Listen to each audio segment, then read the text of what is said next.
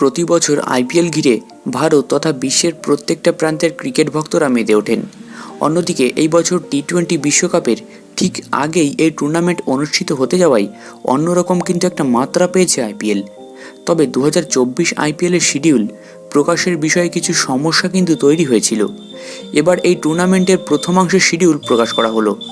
আইপিএলে বিশ্বের তারকা প্লেয়ারদের সঙ্গে সঙ্গে নতুন ক্রিকেটাররাও কিন্তু অংশগ্রহণ করে থাকেন।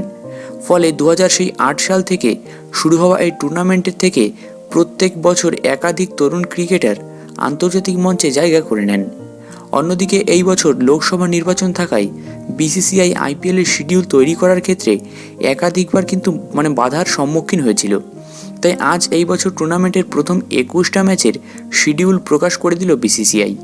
পরবর্তী অংশ ভোটের তারিখে প্রকাশের পর নির্ধারণ করা হবে। প্রকাশিত তালিকা অনুযায়ী 2024 আইপিএলের প্রথম ম্যাচটি 22 মার্চ চেন্নাইতে চেন্নাই সুপার কিংস এবং রয়্যাল চ্যালেঞ্জার্স ব্যাঙ্গালোরের মধ্যে খেলা হবে। উল্লেখ্য, গত বছর মহেন্দ্র সিং ধোনির ক্যাপ্টেন্সিতে চেন্নাই গুজরাট টাইটান্সকে হারিয়ে পঞ্চমবারের মতো চ্যাম্পিয়ন হয়। তবে গুজরাট টাইটান্সের ক্যাপ্টেন হার্দিক পান্ডিয়া এই বছর আইপিএলে মুম্বাই ইন্ডিয়ান্সকে ক্যাপ্টেন্সি করবেন। তো তোমরা দেখে নাও আইপিএল 2024-এর প্রথম 21টা ম্যাচের সম্পূর্ণ শিডিউল।